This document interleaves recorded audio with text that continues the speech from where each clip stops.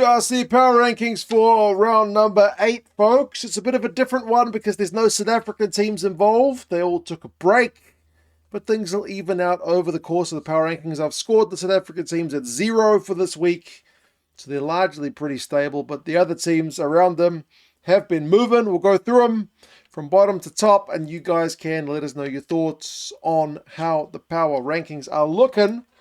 Coming in at the bottom, still Zebra. They started the season so promisingly with those 2 wins and have gone on to lose their next 6 games, including at home to Benetton this week.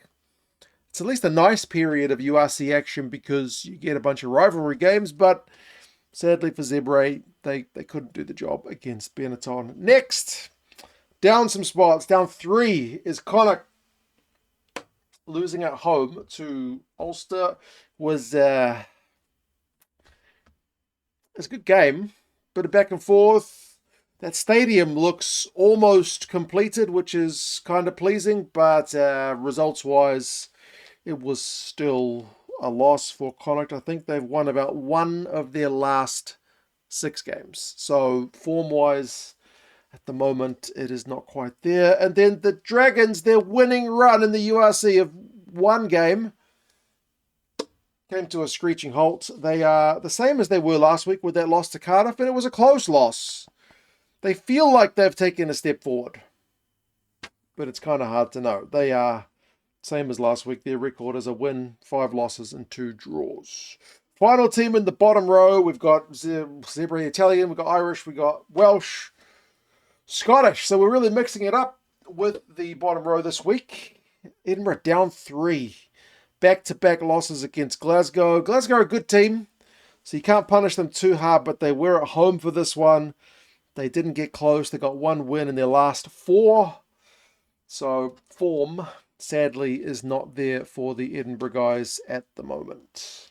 Next row, we have got the Scarlets, who were my big mover and shaker of the last Power Rankings, going on a 2-match winning run. That's come to a halt. And it was at home to the Ospreys as well, so the Scarlets have kind of let me down a bit there. I thought they were coming into some form. So they're down a whopping 4 spots. They've gone back to 2 wins and 5 losses.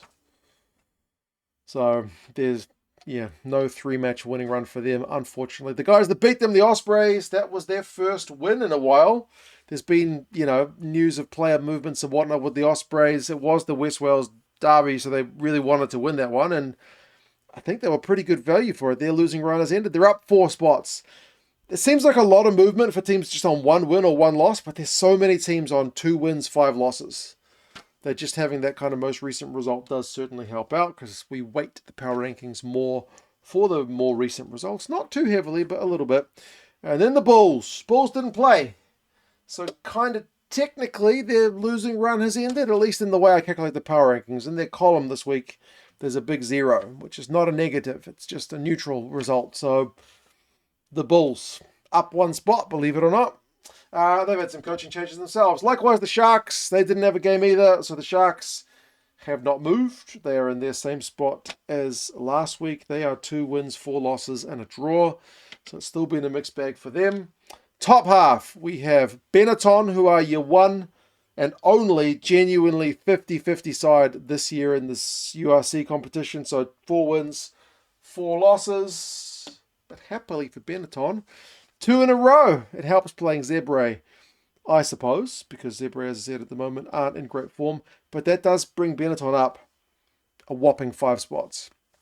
2 in a row when everyone else below you, most of the teams below you, either didn't play or lost. So that enables them to kind of jump up a bit. Lions didn't play, so they are sticking there in number 7 spot. No change for them. Cardiff, despite winning, are actually down 1 spot. It's not anything against you, Cardiff. Your record is still 6-2, which is a great record. But they played the Dragons at home, which is not like the biggest of scalps. See, the way I do the Power Rankings is different from the table where, on the actual table, the amount of points you get for beating Zebra is the amount you get for beating Leinster. It doesn't matter. In the Power Rankings, I try to weight the kind of value of your opponent. So they got a little bit less waiting for beating the Dragons, especially at home.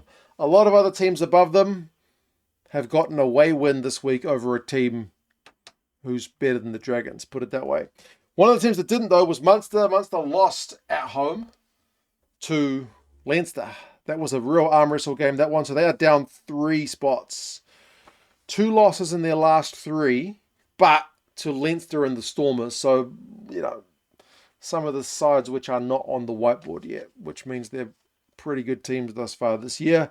Then we got Ulster. Ulster are in decent form. It's so refreshing from last year. 4th spot, up 2 in the power rankings with that away win over Connacht, bouncing back from that Leinster loss.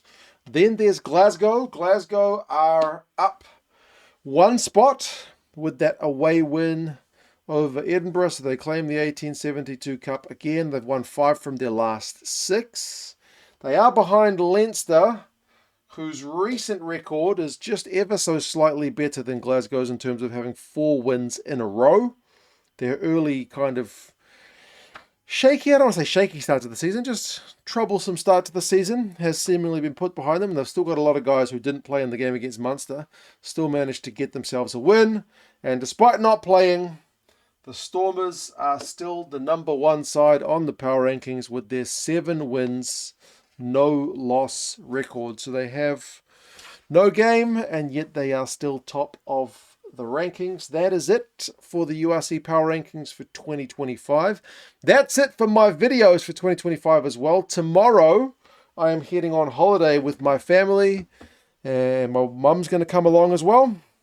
It's been a bit of a tough year with the loss of Gaza in November, so we're going to take Mum on a bit of a holiday. You'll still be seeing a bit more of me, though, because I've pre-recorded a bunch of videos. Not one for every day. Like kind of maybe every other day. Non-time sensitive ones. So I'll still be popping up in your feed, so I would still love it if you guys could go watch those videos, because otherwise January is going to be a pretty dry month, I suppose. But hopefully they're interesting stuff. I've gone back and looked at some of the stats and whatnot of the teams, like the big teams, tier 1 sides that played in the year. Kind of done like season reviews on how their seasons went, giving them grades. Hopefully those will be a bit interesting. There's a couple of more left field videos and some odds for upcoming comps and whatnot too. Six Nations Super Rugby. So hopefully you guys will find them interesting. I've been squirreling away the last couple of weeks to prep them all so I can kind of set them to go while I am away on holiday. So yes, you guys enjoy your new year. Take care of yourselves. Thank you for supporting the channel throughout the year. And yes, I'll see you guys when I get back. You guys take care. I'll talk to you guys again soon. See you later.